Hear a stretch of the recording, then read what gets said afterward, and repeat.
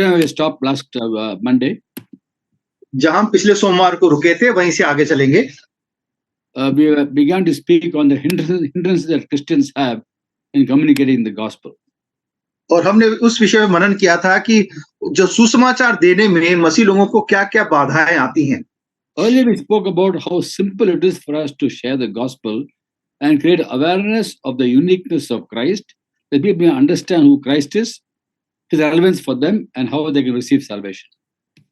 और हमने इस बात पे मनन किया था कितना आसान है सुसमाचार सुनाना और कितना मसीह उनके लिए जरूरी है और किस तरीके से उनके जीवन में मसीह बहुत अहमियत रखता है। Even though it's so simple to share the gospel, there are many Christians who have hindrances, and we spoke about 4 hindrances last week. और हमने इसके बावजूद भी इतना आसान होने के बावजूद भी बहुत से लोगों को मसीह लोगों सुसमाचार सुनाने में बाधाएं आती हैं और पिछली बार हमने 4 बाधाओं पे मनन किया था। We spoke about the fear of man being a hindrance.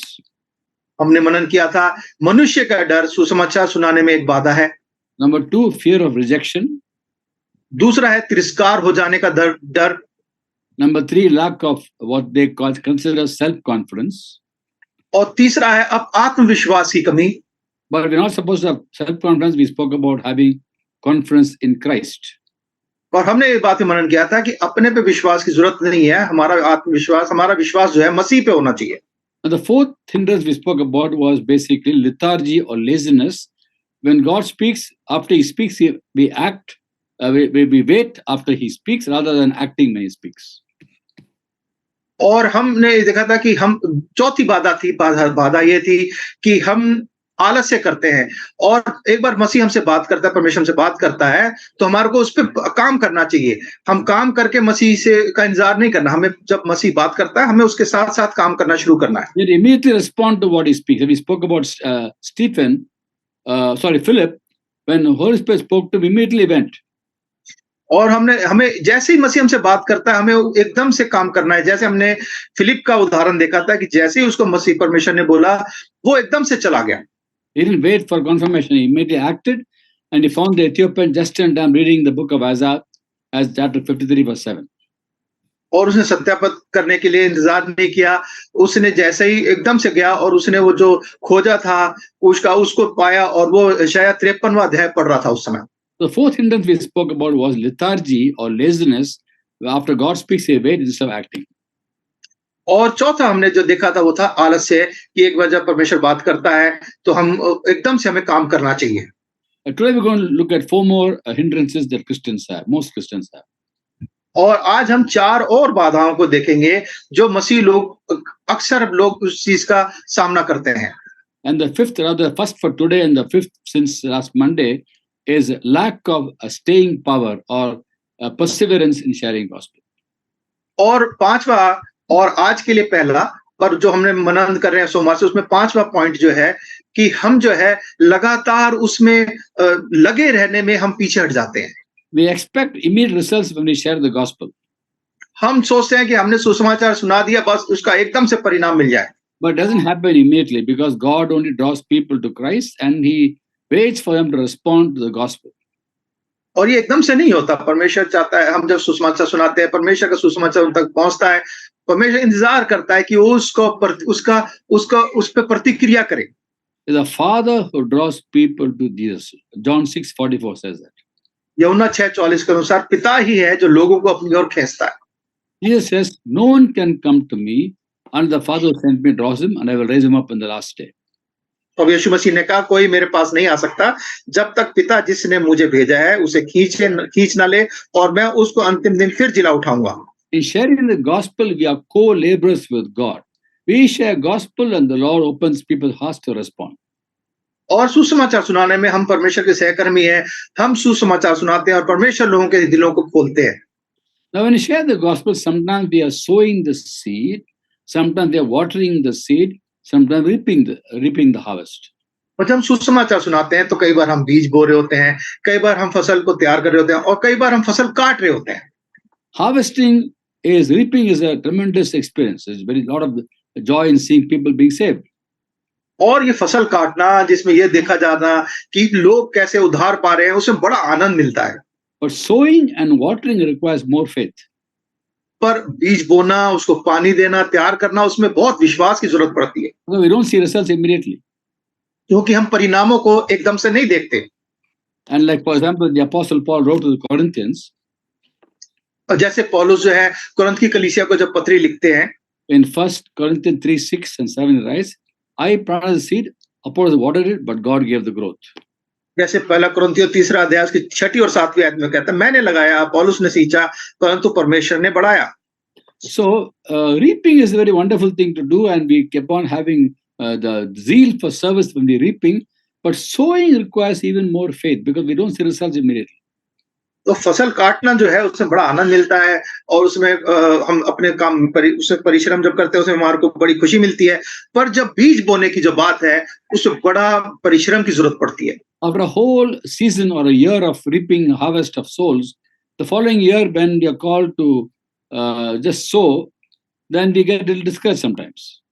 और पूरे साल बीज बोया, पानी दिया, फिर जब फसल कट गई बड़ी आनंद हुआ, फिर हमारे को नया बीज बोने के लिए जब बोला जाता है तो हमारे को बड़े उसमें कठिनाई का सामना करना पड़ता है। And there are some Christians, well-meaning, sincere Christians who are sincerely wrong, who come and advise us, see, last year whenever you share gospel, people got saved. Nowadays nothing is happening. और बहुत से लोग जो अपनी बड़ी सच्चाई से अपने मन की उससे बोलते हैं, बोलते हैं भाई अब पिछले साल जब आपने सुसमाचार सुनाया था तो बहुत लोगों का उद्धार हुआ, अब तो लोग उद्धार नहीं पा रहे इस साल तो। They are sincere people. वो बड़े सच्चे लोग हैं। And but what they say is wrong. पर जो कह रहे हैं वो गलत कह रहे हैं। They are sincerely wrong. वो सच्चाई में गलत है। And we listen to the word and we get discouraged. Oh, last year, yeah, Lord, people got saved. Today, this year, nothing is happening. Lord, why, Lord? और वो बड़े निराश हो जाते हैं, प्रभु पिछले साल वचन दिया था, इतने लोगों का उद्धार हुआ, इस साल कुछ नहीं हो रहा, प्रभु ऐसा क्यों हो रहा है? And it's nothing wrong with us. It's just that the people receiving the gospel, they're not ready for it yet. You are sowing. और इसमें कोई गलत नहीं है, आप तो जब सुसमाचार सुना रहे हैं, आप तो एक तरह से बस बीज बो रहे हैं। And therefore, it requires faith, and the labor in the Lord is never in vain. और इसलिए इसमें हम विश्वास परिश्रम करते हैं, और इसमें हमें ये समझना है कि हमारा परिश्रम व्यर्थ नहीं जाएगा। And if you look at 1 Corinthians chapter 15, verse 56, 57, 58, it says, you shall fully serve the Lord. You know, the labor in the Lord is never in vain. और हम जानते हैं पहला कुरिन्थियों 15 अध्याय की 57-58 में कि हम जानते हैं कि हमारा परमेश्वर में जो काम है वो व्यर्थ नहीं जाएगा, परिश्रम व्यर्थ नहीं है। God will never come back void. परमेश्वर का वचन कभी खाली हाथ नहीं लौटता। As we share the gospel, the Holy Spirit also shares. He also testifies as we testify. और जब हम सुसमाचार सुनाते हैं, हमारे साथ-साथ पवित्र आत्मा जी भी गवाही देते हैं। In John chapter 15, verse 26 and 27, Jesus says, और यूहन्ना उसका 15वां अध्याय 26-27 में प्रभु यीशु मसीह कहते हैं about Holy Spirit, how will testify. कि कैसे परमेश्वर का आत्मा जो है वो हमारे साथ गवाही देते हैं। When the counselor comes, whom I have sent you from the Father, परंतु जब वो सहायक आएगा जिसे मैं तुम्हारे पास पिता की ओर से भेजूंगा, the Spirit goes out from the Father, अर्थात सत्य का आत्मा जो पिता की ओर से निकलता है, he will testify about me. तो वो मेरी गवाही देगा। You also must testify because you have been with me from the very beginning. और तुम भी गवाह हो क्योंकि तुम आरंभ से मेरे साथ रहे हो। So when we testify about Jesus, the Holy Spirit also testifies. When is never in vain. We're never alone. क्यों हम गवाही देते हैं तो पवित्र आत्मा जी भी हमारे साथ गवाही देते हैं, हम अकेले नहीं होते इस काम में। We must only be concerned about, are we preaching the pure good news in the love of God? हमें सिर्फ ये देखना चाहिए क्या हम प्रेम से सुसमाचार को, सच्चाई को सही तरीके से प्रचार कर रहे हैं कि नहीं। We are not responsible for the results. We are responsible for being faithful to sharing the gospel. हमें परिणाम की चिंता नहीं करनी, हमारे को सिर्फ विश्वास योग्य रहना है सुसमाचार सुनाने में। So we should not lose zeal when you don't see results. तो हमें अपने हियाव को, अपने जोश को खोद नहीं देना चाहिए जब हम देखते हैं कि कोई परिणाम नहीं आ रहा। In Romans chapter 12, 11 and 12, Paul writes, Romeo 12वां अध्याय 11वीं-12वीं आयत में हम पढ़ते हैं, पौलुस लिखता है, never be lacking in zeal, keep your spiritual fervor serving the Lord. प्रयत्न करने में आलसी ना हो, आत्मिक उन्माद से भरे रहो, प्रभु की सेवा करते रहो। Be joyful in hope, patient in affliction, faithful in prayer. आशा में आनंदित रहो, क्लेश में स्थिर रहो, प्रार्थना में नित्य लगे रहो। It's a very simple instructions, and when we follow that, we'll have the joy of salvation, joy of service, whether we see results or not. और ये बड़ा आसान है। और जब हम हमारे को चाहे परिणाम मिले ना मिले, पर जब प्रभु की सेवा करते हैं, हमारे को उसमें आनंद के साथ भरे रहना चाहिए।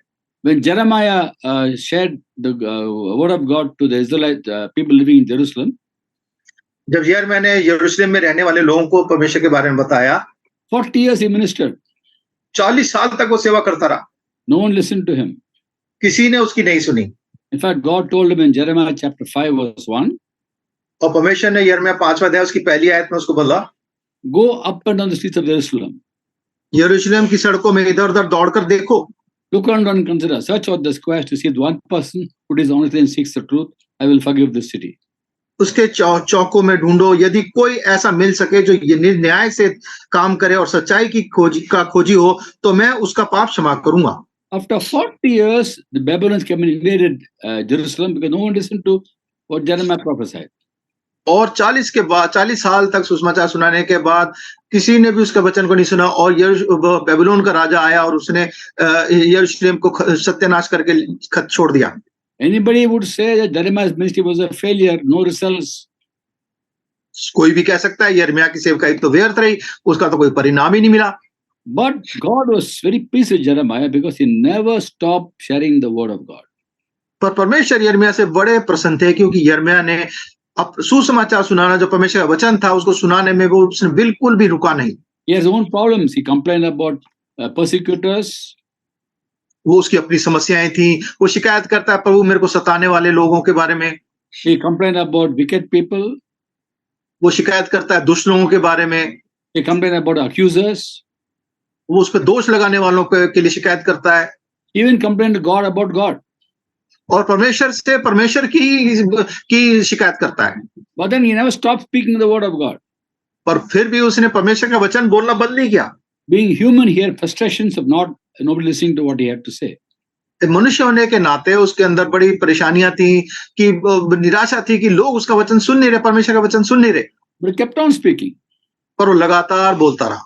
And his ministry was have such an impact on the nation of Israel that many years later, when the Messiah entered the world, और उसकी सेवकाई का बड़ा परिणाम रहा, फर्क पड़ा, क्योंकि बहुत सालों के बाद जब मसीहा इस पृथ्वी पे आए, people think that he is actually one of the prophets Jeremiah come back to life.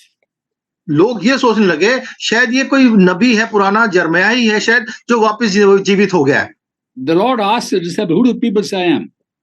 और प्रभु यीशु मसीह ने पूछा लोगों से कि लोग मेरे बारे में क्या कहते हैं, कि मैं कौन हूं। Some people say you are John the Baptist. कोई कहता है कि तो लोगों ने उत्तर दिया कि कोई कहता है कि तो यूहन्ना बपतिस्मा देने वाला है। Elijah. Some people say Jeremiah or one of the prophets. कोई कहता है एलिया है, कोई कहता है यिर्मयाह है, या कोई और दूसरा नबी है।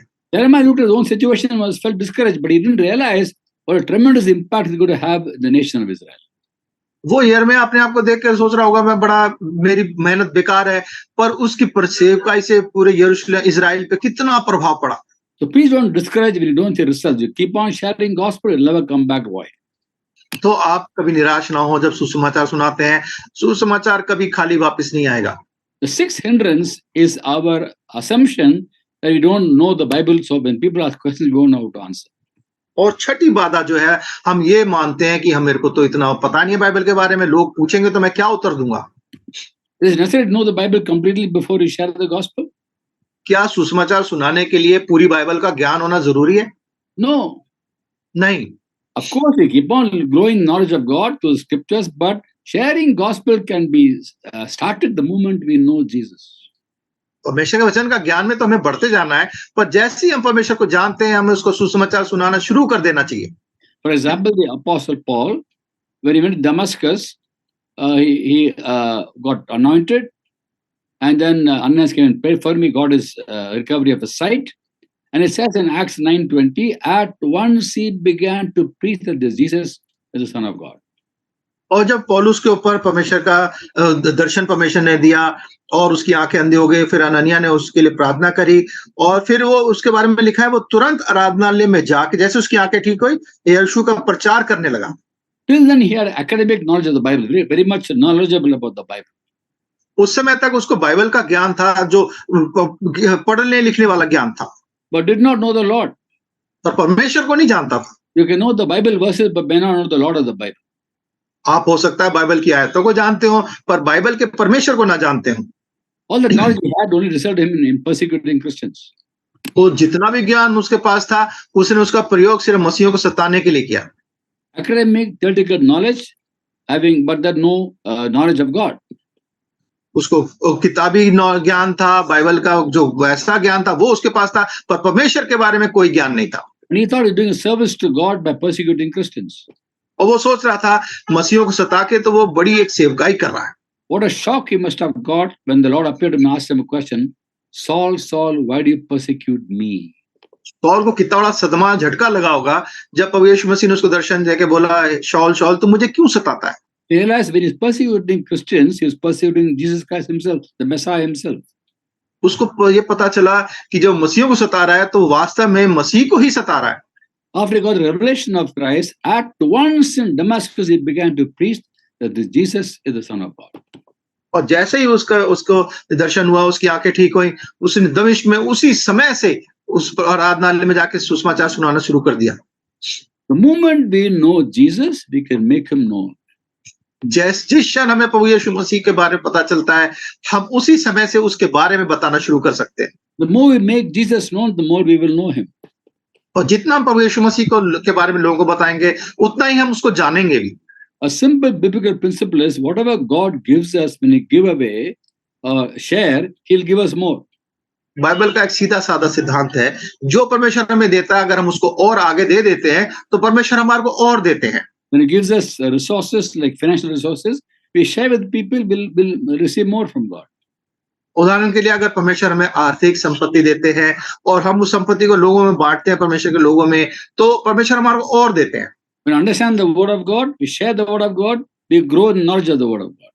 जब परमेश्वर के वचन को ज्ञान में बढ़ते हैं, परमेश्वर को वचन को समझते हैं, हम उसको आगे बांटते हैं और उसके ज्ञान में बढ़ते हैं। And when we know the gospel, we know Jesus, and we share the gospel, we'll know Jesus more and more. और जब हम सुसमाचार को समझते हैं, उसको बांटते हैं, प्रभु यीशु मसीह के सुसमाचार को, उस तरीके से हम उसको और परमेश्वर को और ज्यादा जानते हैं। In Philemon 6 we read, Philemon उसके छठवें आयत में हम पढ़ते हैं, Paul writes, I pray be active in sharing your faith, that ye may have a full understanding of every good thing we have in Christ. Philemon 1:6 में है कि तेरा विश्वास में सहभागी होना तुम्हारी सारी भलाई की पहचान में मसीह के लिए प्रभावशाली हो। So we will grow in the knowledge of God, we grow in the blessings of God when we share the gospel. और जब परमेश्वर ज्ञान में बढ़ते हैं, परमेश्वर के सुसमाचार को बांटते हैं, हम उसकी आशीषों में भी बढ़ते हैं। Side by side, as we share the gospel, we are called to build us up in the knowledge of God, know his scriptures more and more. और जब सुसमाचार सुनाते हैं, हमारे को जरूरी है कि उसके साथ साथ हम वचन के ज्ञान में भी बढ़ते चले जाएं। And as we share the word, we know God more and more. And when people ask questions, we do not know the answer, don't say, I don't know. और जब सुसमाचार सुनाते हैं और अगर लोग हमसे कोई प्रश्न पूछते हैं जिसका उत्तर हमें नहीं पता, तो हम सीधा बोलें कि भाई इसका उत्तर मुझे नहीं मालूम है। I accepted Christ on the 25th of May 1980. भाई ने 25 जुलाई 1980 को परमेश्वर को स्वीकार किया। 25th May. 25 मई 1980 को परमेश्वर को स्वीकार किया। And 26th May I began to share the gospel. और 26 तारीख से ही सुसमाचार सुनाना शुरू कर दिया। Next day I said, what did I know? Nothing about the Bible except Jesus is my savior. That's all I knew. और सुसमाचार बाइबल के बारे में कुछ पता नहीं, और लोग प्रभु से प्रभु आपको जितना जानता हूं मैं उतने ही लोगों को बता रहा हूं। I knew I was a sinner, that I knew. मैं जानता हूं कि मैं पापी था और मैं आपको नहीं जानता था। I knew Christ saved from my sin. He cleansed me from every sin. That I knew. और मैं जानता हूं कि मेरे मसीह प्रभु यीशु मसीह ने मेरे पापों को सारों को माफ कर दिया। God died on the cross for my sins and for sins of the whole world. और मेरे पापों के लिए और सारे संसार के पापों के लिए क्रूस पे मारा गया। That I knew. इतना तो मैं जानता था। And I shared the gospel. That's all. That's the gospel. और यही मैं लोगों को बांटता था कि यही सुसमाचार है। People ask questions. I will say I don't know the answer. और जब लोग प्रश्न पूछते थे तो भाई बोलते थे मुझे इसका उत्तर नहीं पता। All I knew at that time was Christ is my savior. He's saved the whole world. I'm supposed to talk about him to people. And that's it. और मैं सिर्फ इतना जानता हूँ परमेश्वर यीशु मसीह संसार का उद्धार करता है, उसने मेरे पापों को क्षमा किया, मैं इतना ही जानता हूँ और यही मैं लोगों को बांटता था। I share with people. They ask questions. I say I don't know. बस यही सुसमाचार बांटता था। लोग प्रश्न पूछते थे, भाई बोलते थे मुझे नहीं मालूम इसके बारे I में। realized I'm answerable to God to tell people what I know, not what I do not know. और मैं इस बात को समझ गया कि जितना मैं प्रभु के बारे में जानता हूं, उतना लोगों को बताना मेरी जिम्मेदारी है। जो नहीं जानता वो उसको बात अलग है। If you do not know, nothing wrong in saying I don't know. अगर आप नहीं जानते हैं, उसमें कोई बुराई नहीं है कहना कि भाई मुझे नहीं मालूम है। So I used to go to God the same night and say, Lord, today if someone asked a question, I had no answer. Please give me the answer. और जब उत्तर नहीं दे पाते थे, तो शाम को प्रभु के पास बैठ के घुटनों में भाई बोलते थे, प्रभु मेरे को सामने ये प्रश्न आया, इसका उत्तर मुझे नहीं पता था, आप इसका उत्तर मुझे बताएं। The Lord will give me the answer. और प्रभु उत्तर देते थे। May not be the same day, after a few days, maybe weeks. So as I was sharing gospel, side by side, I said, Lord, reveal your word to me. I'm supposed to preach the word. I'm supposed to preach the gospel. I need answers to questions. और चाहे उसका उत्तर उसी समय ना मिलता हो, चाहे एक हफ्ते बाद ही मिलता हो, पर परमेश्वर उत्तर देते थे, क्योंकि परमेश्वर से बोलते, प्रभु मेरे को आपका वचन सुनाना, सुसमाचार सुनाना है, और मुझे उन लोगों का उत्तर देने के लिए मुझे आपके वचन का ज्ञान जरूरी है। So let not your assumption they don't know the Bible be a hindrance for you to share the gospel. तो ये बाधा सोचना कि मेरे को बाइबल का ज्ञान नहीं है, इसलिए मैं सुसमाचार नहीं सुना सकता, ये एक बाधा है, इसको आप हटा दीजिए। Okay. The seventh hindrance, third for today, is lack of wisdom. और सातवीं जो बाधा, जो आज की तीसरी बाधा है, वो है ज्ञान की कमी, बुद्धि की कमी। Oh, I am not a wise person. Those people have a lot of wisdom and I won't know to deal with them. You assume all that. हम सोच लगते हैं, पहले ही पूर्व अनुमान लगाने लगते हैं कि मेरे पास तो बुद्धि नहीं है, मैं तो इतना ज्ञानी नहीं हूँ, मेरे से मैं क्या बोलूंगा। There are two kinds of wisdom in the world. संसार में दो तरीके के ज्ञान हैं। Wisdom of man, wisdom from God. एक है मनुष्य का ज्ञान और एक है परमेश्वर की ओर से ज्ञान। God's wisdom is hidden in Christ. परमेश्वर का ज्ञान जो है मसीह में छुपा हुआ है। World's wisdom is earthly, unspiritual of the devil. और संसार का ज्ञान जो है वो संसारिक है, शैतान का है, और वो दुष्टता से भरा हुआ है। As believers in Christ, we have access to God's wisdom. पर हम जब प्रभु यीशु मसीह के पर विश्वास करते हैं, तो हमें परमेश्वर की, प्रभु यीशु मसीह के ज्ञान की तक हमारी पहुंच है। And this wisdom is available for every Christian who lacks wisdom.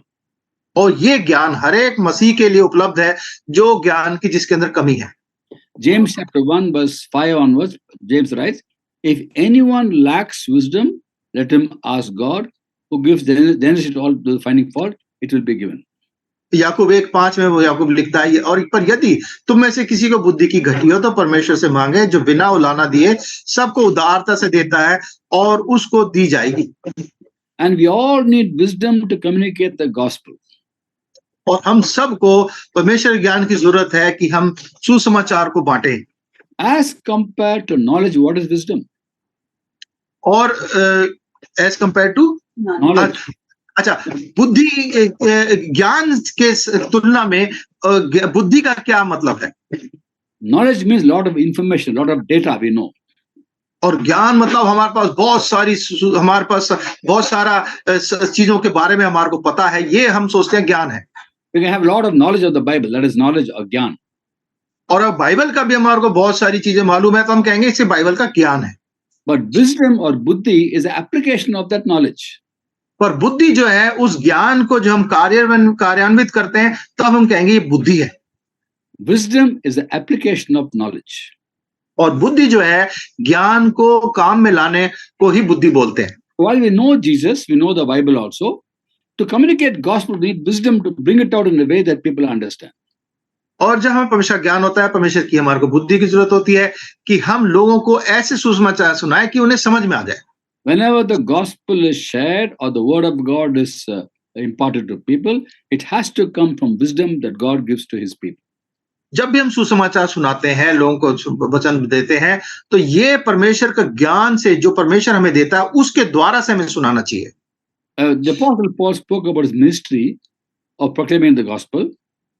पौलुस अपनी सेवकाई सुसमाचार सुनाने के बारे में बोलता है In Colossians 1:28. कुलोसियों 1:28 में, We proclaim him meaning Christ, admonishing and teaching everyone with all wisdom. जिसका प्रचार करके हम हर एक मनुष्य को जता देते हैं और सारे ज्ञान से हर एक मनुष्य को सिखाते हैं कि हम एक व्यक्ति जो मसीह में सिद्ध करके उपस्थित करें। So proclaiming Christ means sharing the gospel of Christ, creating awareness of who he is. और प्रभु यीशु मसीह के बारे में बताना मतलब प्रभु यीशु मसीह कौन है, उसके व्यक्तित्व को हम प्रचार करते हैं। For gospel communication, we need wisdom.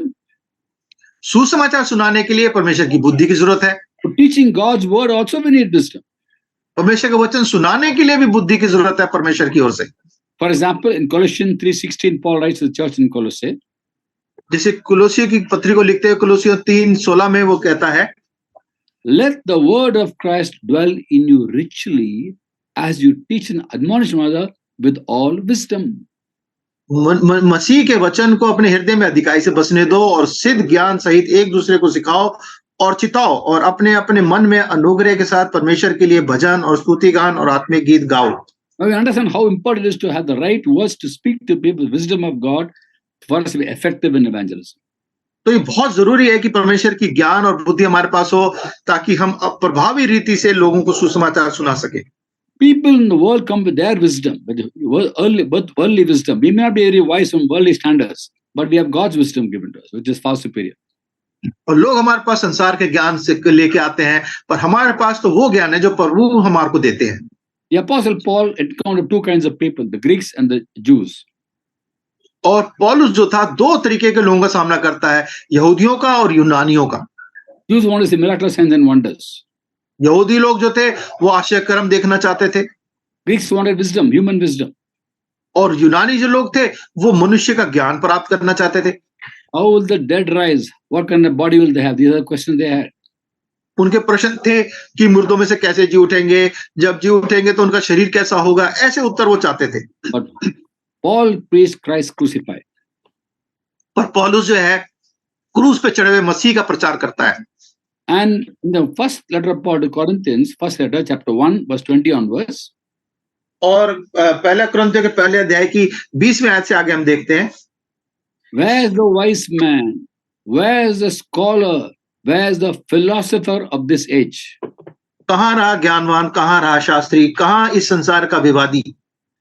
Has not God been foolish the wisdom of this world? क्या संसार परमेश्वर ने संसार के ज्ञान को मूर्खता नहीं ठहराया?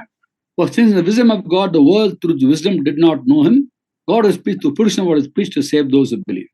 क्योंकि जब परमेश्वर ने ज्ञान के अनुसार संसार ने परमेश्वर के ज्ञान के अनुसार संसार ने ज्ञान से परमेश्वर को ना जाना, तो परमेश्वर को यह अच्छा लगा कि इस प्रचार को मूर्खता के द्वारा पर विश्वास करने वालों को उद्धार दे। Philosophy is a love of wisdom.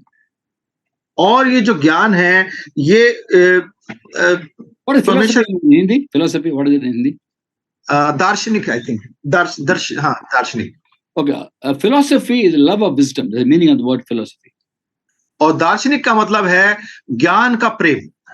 For example, it has two words, Greek words, phileo, sophia. Phileo means love, sophia means wisdom. और ये फिलोसफी जो शब्द है दो शब्द से बना, फिलियो मतलब कि ज्ञान और love, sophia means wisdom. अच्छा, फिलो मीन्स प्रेम और सोफिया मीन्स उसका ज्ञान होना, ज्ञान का प्रेम। Philosophy is love of wisdom. और फिलॉसफी जो है ज्ञान का प्रेम है। So a philosopher is the lover of wisdom.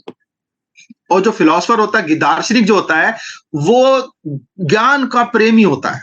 But which wisdom do we love? Wisdom of the world or wisdom from God? पर हम किस ज्ञान का प्रेम करते हैं? परमेश्वर का प्रेम, ज्ञान की का प्रेम करते हैं या संसार के ज्ञान को प्रेम करते हैं? People of this world come with the philosophy of this world, whereas we as Christians, we are also philosophers. संसार के जो दार्शनिक हैं वो संसार के ज्ञान को लेके आते हैं, पर हम जो मसीह लोग हैं हम भी दार्शनिक हैं। Because Christ is wisdom. क्योंकि मसीह जो है वो हमारा ज्ञान है। And we love Christ. और हम मसीह से प्रेम करते हैं। In fact, if you look at 1 Corinthians 1:30, it says, Christ has become for us wisdom from God, that is the righteousness, holiness and redemption. और पहला कुरिन्थियों पहला अध्याय उसकी 13वीं आयत में मसीह को बांटा गया, Verse 30. 30 उसकी 30वीं आयत, पहला कुरिन्थियों पहला अध्याय उसकी 30वीं आयत में लिखा है, परंतु उसकी ओर से तुम मसीह यीशु में हो, जो परमेश्वर की ओर से हमारे लिए ज्ञान ठहरा, अर्थात धर्म और पवित्रता। God said He is wisdom for us. He's become wisdom for us. वो हमारे लिए ज्ञान ठहरा है। When you love Christ, you love wisdom, the true wisdom. जब हम मसीह से प्रेम करते हैं तो हम सच्चे ज्ञान से प्रेम करते हैं, We are philosophers. तो हम दार्शनिक बन जाते हैं। The true philosophers, loving who love the real wisdom of God, not the wisdom of man.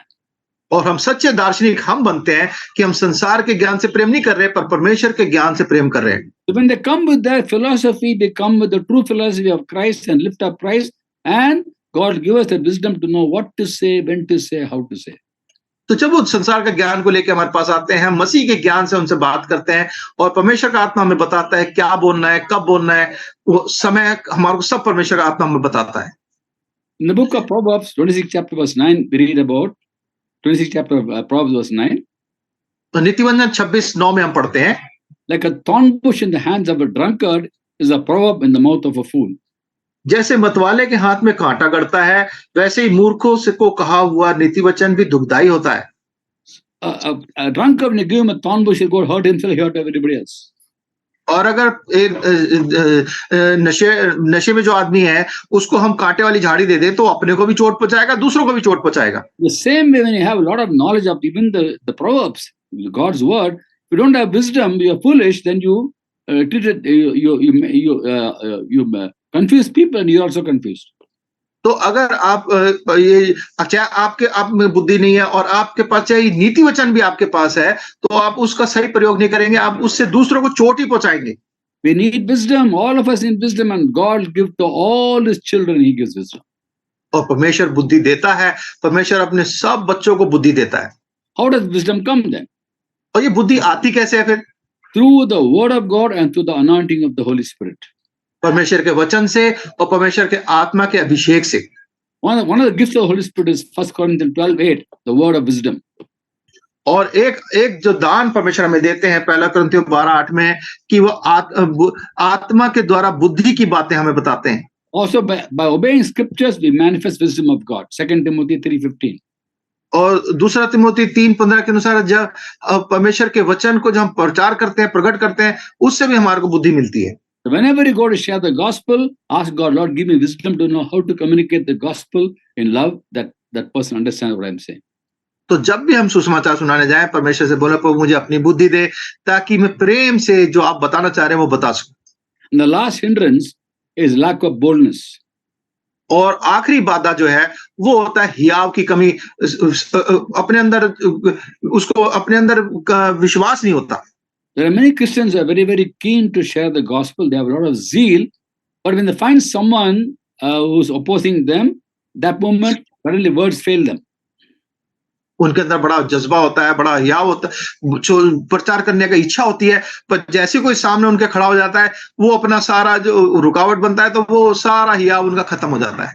When about to share the gospel, there's a lump in the throat. जब सुसमाचार सुनाने की बारी आती है, गला सूख जाता है। That's when we understand that point of time, we are ambassadors of Christ. उस समय हमारे को इस बात को याद रखना है कि हम मसीह के राजदूत हैं। We represent Christ in a wicked world. हम इस दुष्ट संसार में परमेश्वर के राजदूत हैं। And God give us boldness to communicate the gospel. और परमेश्वर हमारे को हियाव देंगे कि हम बड़े हियाव के साथ परमेश्वर का वचन सुना सकें। In the first century church, when the healing took place in the gate called Beautiful, they were told not to speak anymore in the name of Jesus. और पहली शताब्दी में जब सुसमाचार हुआ और वो चंगाई हुई सुंदर गेट फाटक के सामने, तो उनको बोला गया कि तुम सुसमाचार नहीं सुनाओ। And then they were all a little bit intimidated by the Sanhedrin and the Jewish elders. और सब जो है उनको लेके जो वहां के सनहेद्रिन के जो बड़े-बड़े लोग थे, जो अगुवे थे, उनके पास उनको ले आया गया। In Acts 4:19, Peter and John tell the Sanhedrin, judge for yourself whether right in God's sight, obey rather than God. और प्रेरितों 4:19 में वो पतरस और यूहन्ना को जब लेके गया तो वो कहते हैं तुम ही न्याय करो कि क्या ये परमेश्वर के निकट भला है कि हम परमेश्वर की बात से बढ़कर तुम्हारी बात माने। We can't help speaking what we see and heard. क्योंकि यह तो हो नहीं सकता कि जो हमने देखा और सुना है वह ना कहें। But they still told not to speak anymore in the name of Jesus. फिर भी उन्होंने बोला कि तुम जो है आगे को मसीह के बारे में ना बताओ। Then the whole church joined together and they cried out to God for God to stretch out His hand to perform miraculous signs and wonders. और पूरी कलीसिया ने लो लगा के प्रार्थना करी कि प्रभु तू आश्चर्य कर्म करने, अचंभे काम करने के लिए आप लोगों की मदद करें। Acts 4th chapter, 24 to 31, read about the prayer they all prayed together unto God for them to share the gospel boldly. और फिर तो हम 4:24 से आगे अगर हम पढ़ें तो हम देखते हैं कैसे वो प्रार्थना करते हैं कि प्रभु ये हमारे को ये हियाव दे कि हम सुसमाचार को बड़े हियाव के साथ हिम्मत के साथ सुना सके। Lord, stretch out a hand to heal and perform miraculous signs in the name of your holy servant Jesus. वो कहते हैं प्रभु तू अपने हाथों को हमारे हाथों को सक्षम बना कि प्रभु यीशु मसीह के नाम से हम लोगों को चंगाई दे सकें, आश्चर्यकर्म कर सकें। Consider that threats enable your servants to speak the word of God with boldness. और हमारी हे स्वामी तू हमारी मदद कर कि हम तेरे वचन को बड़े हियाव के साथ सुना सकें। Consider that threats, they're threatening us. You consider the threats, enable your servants to speak the word of God with boldness. Acts 4:31. और उसकी 30वीं और 31वीं आयत में वो कहता है चंगा करने के लिए तू अपने हाथ बढ़ा कि चिन्ह और अद्भुत काम तेरे पवित्र सेवक यीशु के नाम से किए जाएं। जब वे प्रार्थना कर चुके तो स्थान जहां वो इकट्ठे थे वो हिल गया। Though the place was meeting was shaken, they were all filled with the Holy Spirit and spoke the word of God with boldness. और वे सब पवित्र आत्मा से परिपूर्ण हो गए और परमेश्वर का वचन हियाव से सुनाते रहे। So the boldness comes from the anointing of the Holy Spirit. तो ये हियाव जो है परमेश्वर के आत्मा के अभिषेक से होता है। Spirit gives us boldness, Spirit gives us wisdom. और ये आत्मा जो है हमारे को हियाव और ज्ञान देता है। Boldness without wisdom is foolhardiness. We make mistakes. और अगर ये हियाव हमारे पास बुद्धि नहीं के साथ नहीं है तो हम उसमें वो गलती करेंगे और उसमें गलतियां भरी हुई होंगी। Wisdom without boldness means you don't communicate at all. और बिना बुद्धि के अगर हम बोलते हैं तो वो उससे अच्छा तो ना ही बोलेंगे, उससे सब उल्टा सीधा हो जाएगा। So with wisdom and boldness we'll be effective and we leave it to God to draw people to Jesus. तो हियाव के साथ बुद्धि के साथ जब बोले हैं तो परमेश्वर की ओर से हम परमेश्वर के हाथ में सौंप दें, परमेश्वर जो है उसको आगे उसको परिणाम लाएंगे। All of us can be very, very effective in communicating the gospel and simply say, Lord, give me all these qualities that I can lift up your name and edify your people. और ये सारी बातें जो है परमेश्वर हमारे को दे सकता है। हम परमेश्वर से कहें प्रभु मुझे ये गुण दान दे ताकि मैं तेरे वचन को सुसमाचार को बड़े प्रभावी रीति से सुना सकूं। Next time I meet, I'm going to share with you the hindrances that people of other faiths have to receive the gospel. और अब अगली बार जब हम मिलेंगे तो हम इस बात पे वर्णन करेंगे कि जो अन्य जाति के लोग हैं उनको सुसमाचार स्वीकार करने में क्या-क्या बाधाएं आती हैं। We were speaking these 2 weeks, last week and this week, on the 8 hindrances that Christians have. अभी हमने 2 हफ्तों में हमने ये देखा कि 8 बाधाएं जो मसीह लोगों के सामने आती हैं सुसमाचार सुनाने में। Next time we look at the hindrances those people have, and we must be people who help them remove the hindrances as freely they can receive the Christ. और अगली बार हम देखेंगे उन लोगों को क्या बाधाएं आती हैं सुसमाचार को स्वीकार करने में और कैसे हम उनकी मदद कर सकते हैं इन बाधाओं को हटाने में। And God bless us as we take His word very seriously and be faithful to the gospel of Christ. परमेश्वर हमारी सहायता करे कि हम परमेश्वर के वचन को गंभीरता से लें और उसके सुसमाचार के लिए विश्वास योग्य बने रहें। God bless you all. परमेश्वर आप सबको आशीष दे।